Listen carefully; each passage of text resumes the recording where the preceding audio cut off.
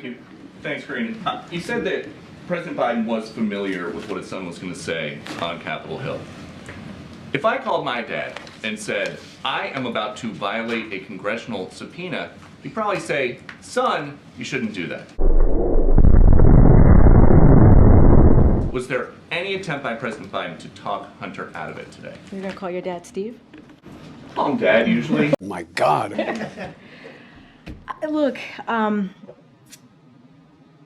I don't have anything else to add. The president was familiar with what Hunter was going to say today.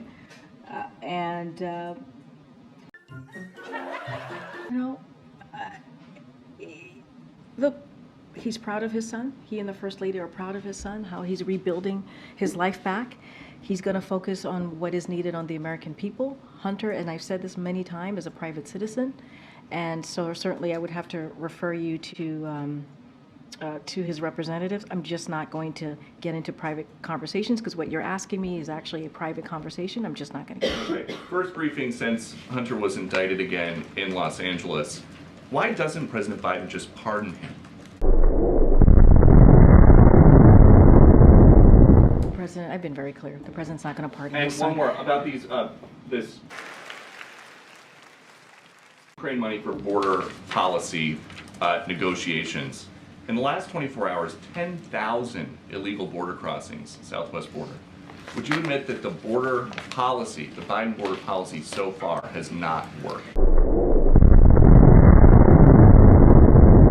What I will say is that we have known for decades, that the immigration policy is, the immigration system is broken. Oh my. We've said that over and over again. That has been Republican administration and Democratic administration. That is not unheard of. That is what we have seen for the past couple of decades. The president has put forth an a comprehensive immigration policy legislation on his first day to deal with this issue. Republicans refuse. They refuse to deal with this issue. It's been almost 3 years since he put forth that legislation. So we're going to do what we can do from here, but we have said this is something that needs to be dealt with in a bipartisan way. What the hell is that? About 1,000 of these illegal border crossers every day are getting away to parts unknown in the U.S.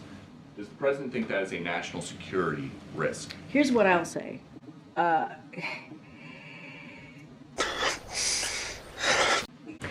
If I called my dad and said, I am about to violate a congressional subpoena, he'd probably say, son, you shouldn't do that.